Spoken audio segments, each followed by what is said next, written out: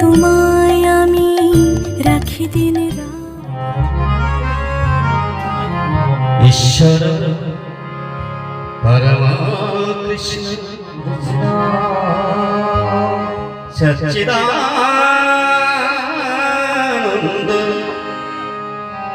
বিগ্রহ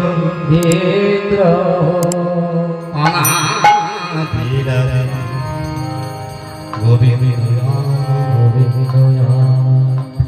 শরদ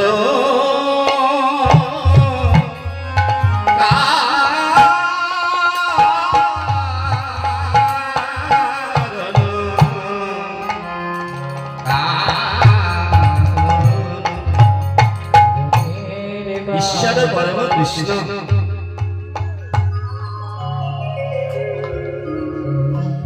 ঈশ্বর পরম কৃষ্ণ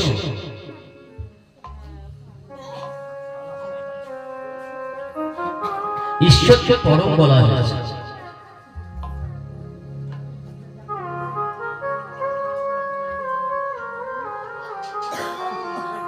পরম অশব্দে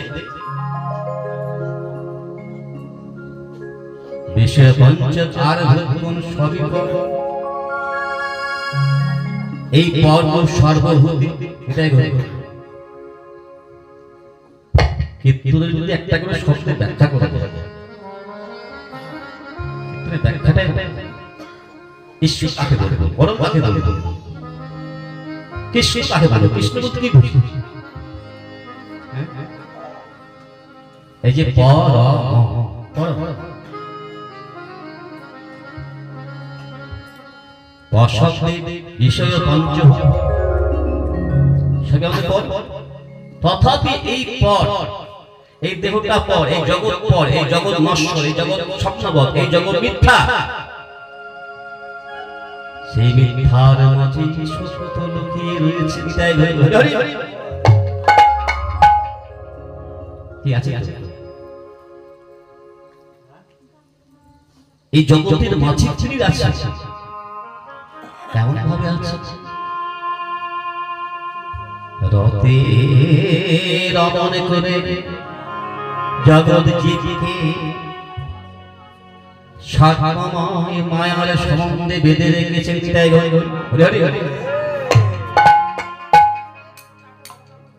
রতে যদি রমণ না থাকতো, অর্থাৎ আনন্দ না থাকতো সংসারে, কেউ আমার সংসার করতাম কি মা?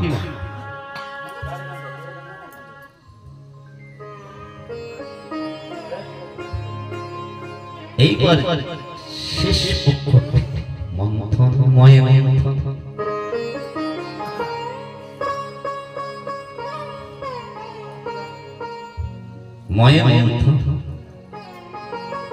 অর্থাৎ এই সর্বভূতে যে ভগবান রয়েছেন তিনি রমণকারী, আনন্দ দানকারী। সবাই আমায়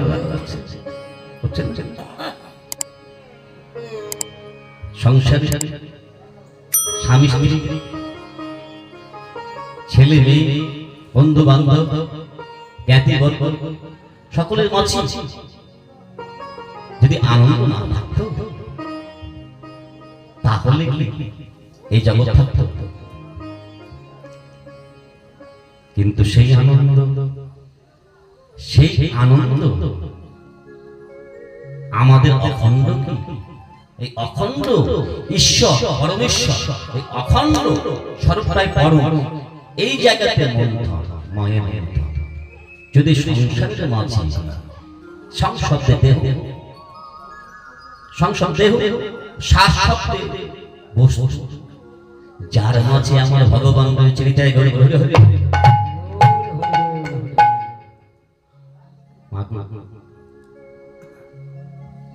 এই দেহটা অমূল্য, এই দেহ সাধারণ যন্ত্র, এই দেহ মাঝে ভগবান লুকিয়ে আছে। উপনিষদে ভগবান স্বয়ং বললেন, যদি তুমি উপযুক্ত সময় গুরু ধরে পহেলে রাগ মানে আমরা বলি অঙ্গ রাগ, নদী সমস্যায়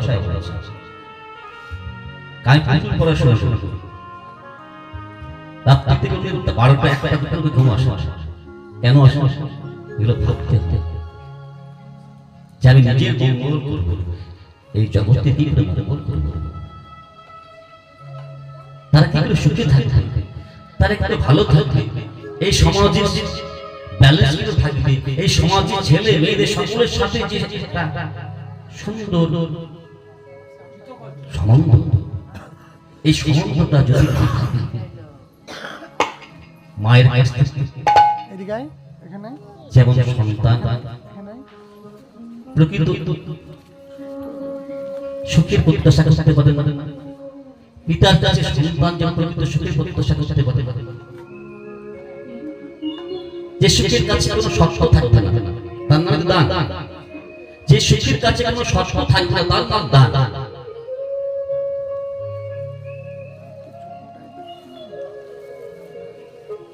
আমরা দিতে এসেছি, নিতে আসি, দিয়ে যাও,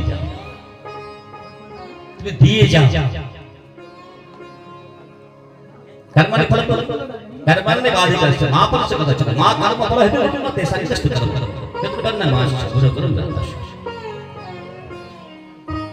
এই চতুর্বর্ণ সংসার ব্রাহ্মণ ক্ষত্রিয় বৈশ্য শূদ্র চার শ্রেণীর মাঝে প্রত্যেকের কর্ম কি ঈশ্বরকে ভালোবাসা, ঈশ্বর চলে সংসার, ভগবান গেলে সংসার, এই সংসারটা ভগবানের।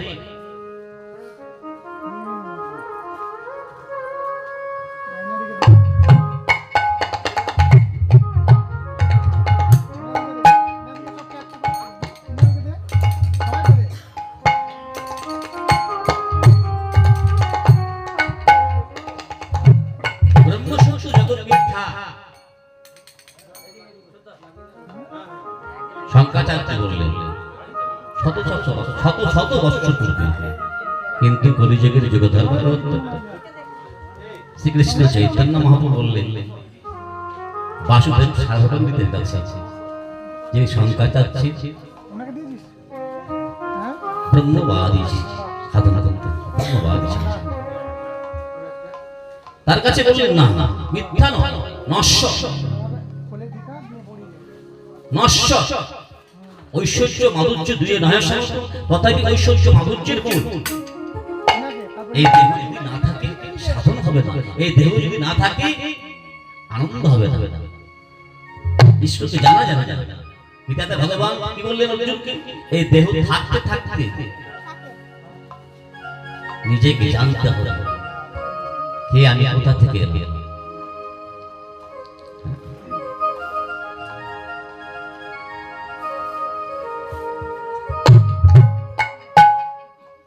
এই কথাটাই আবার যেদিন মহাপ্রভু কাশীতে ছিলেন, সেখানে সরগোস্বামীর মধ্যে প্রখ্যাত গোস্বামী সনাতন গোস্বামী, তিনি কি করলেন, হোসেন সাহেব কারারক্ষীর কাছে নিজের সম্পত্তি দস্তখত দিয়ে ছুটতে ছুটতে গেলেন, কি করে আমার এইভাবে আসা, কথা দেওয়া কথা আমি দান করব আমার ভগবানের কাছে। তার সাথে সাথে এই জগৎ যে বারবার আসছে, মাতৃ জঠরে সপ্তম মাসে কথা দিচ্ছে, আমি কথা দিলাম, আমি অন্তরতে গিয়ে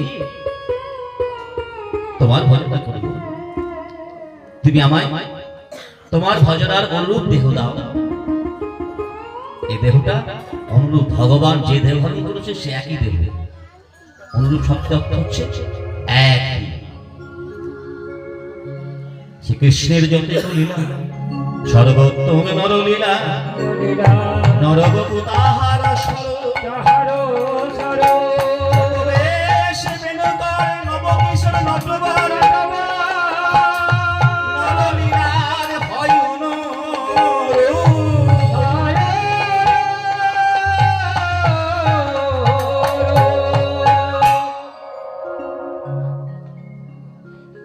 তাই তো নিজের কল্যাণ জগতের কল্যাণের জন্য এই সনাতন অনুষ্ঠানে ছুটতে ছুটতে গেলেন মহাপ্রভুর কাছে।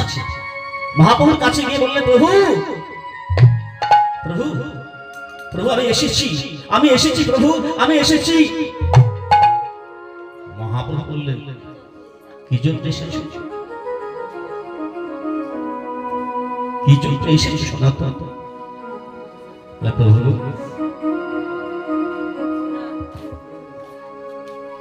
আমি আপনার কাছে কোন এই জাগতিক সম্পদ চাইতে আসি না, এই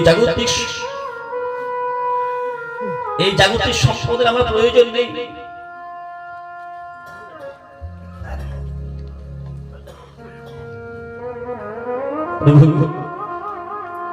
আমি গৌরবঙ্গের জমিদার, আমি হোসেন শাহের সেনাপতি, আমার অনিত্য জগতের কোন সম্পদের চাহিদা নাই প্রভু। হরি হরি আমার শুধু জিজ্ঞাসা প্রভু,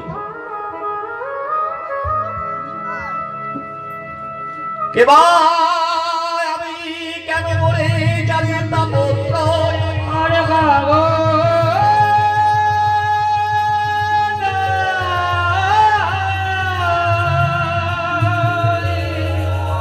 ইহা নাহি জানি হইছে